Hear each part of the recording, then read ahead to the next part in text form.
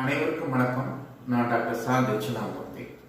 Tungsten, Arittapatti அப்படிங்கிற ரெண்டு வார்த்தைகள் தான் தமிழக அரசியல்ல இப்போது ஹாட் டாபிக். முதல்ல டங்ஸ்டன். டங்ஸ்டன் ரொம்ப ஒரு ஆச்சரியமான ஒரு கனிமம். 1781 காம் வில்கம் அப்படிங்கிறவரால் கண்டுபிடிக்கப்படுகிறது. அதோடைய கொதிநிலை 5930 டிகிரி செல்சியஸ்.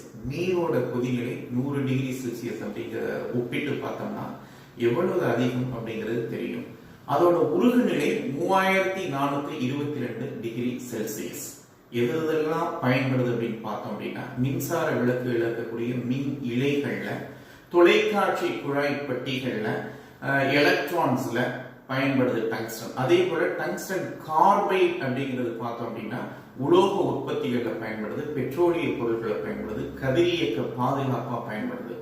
மேலும் ஸ்மார்ட் போன்ஸ் முதல் கொண்டு டங்ஸ்டன் பயன்படுது. டங்ஸ்டனுடைய பயன் அதிகரிச்சுட்டே போகுது. அதோடைய சந்தை மதிப்பு 2024-30 காலகட்டத்தில் 9.5 பில்லியன் டாலராக இருக்கும் அப்படின்னு மதிப்பிடப்படுவதை டங்ஸ்டனுடைய மதிப்பை நமக்கு சொல்லுது. இன்னும் ஒரு விஷயம் சொன்னாவே டங்ஸ்டன் எவ்வளவு தேவைப்படுது, எவ்வளவு அதோடைய பயன் இருக்கு, அதோடைய முக்கியத்துவத்தை நம்ம சொல்ல முடியும். அமெரிக்கா அதனுடைய வருடத்துக்கு தேவையான டங்ஸ்டனோட மதிப்பு பார்த்தோம்னா 20,000 டன்ஸ்.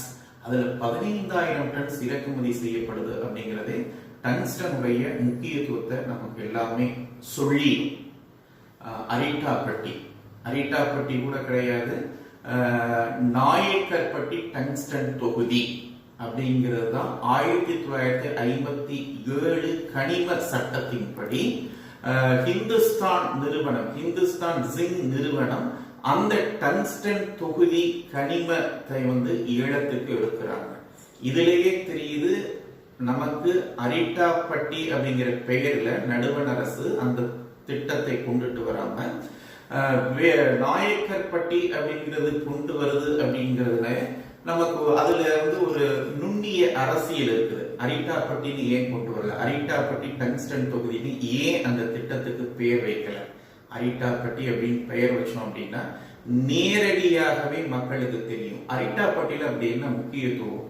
கிட்டத்தட்ட தொல்லியல் ரீதியில, வரலாற்று ரீதியில, பல்லுயிர் விஷயத்துல விவசாய நிலமாக அரிட்டாப்பட்டி மிக மிக முக்கியமான பகுதி. 2022 தான் பாதுகாக்கப்பட்ட பல்லுயிர் பகுதியாக அறிவிக்கப்படுது. கிட்டத்தட்ட 72 ஏரிகள் இருக்கு, 200 சுனைகள், நீரூற்றுகள் இருக்கு, 250க்கும் மேற்பட்ட பறவை இனங்கள் இருக்குது, மலைப்பாம்பு, தேவாங்கு போன்ற அரிய வகை இனங்கள், விலங்குகள் இருக்குது. கிட்டத்தட்ட 1,00,000 ஏக்கர் பரப்பளவுல அங்கே விவசாயம் நடைபெறுது.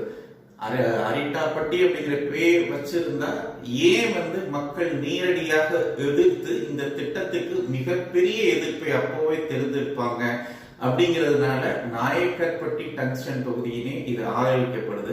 ஆனால் இப்போது வேலைகள் ஆரம்பிக்கப்படக்கூடிய இந்த சூழல்ல மக்கள் அதை தெரிந்து கொண்டு அரிட்டாப்பட்டி மக்கள், மேலூர் மக்கள், மதுரை மக்கள் மிகப்பெரிய போராட்டம் நடத்தி ஊடகங்களா இருந்தாலும் அரசின் கவனத்துக்கு எடுத்து செல்லப்பட்டு நடுவண் அரசுக்கு அதை எதிரொலித்து இன்று சட்டப்பேரவையில் அதற்கான தீர்மானம் நேற்று நிறைவேற்றப்பட்டு அனைத்து கட்சிகளும் அதற்கு ஆதரவு தெரிவித்திருப்பதை அந்த மக்களுடைய வெற்றியாகத்தான் நாம் பார்க்கணும்.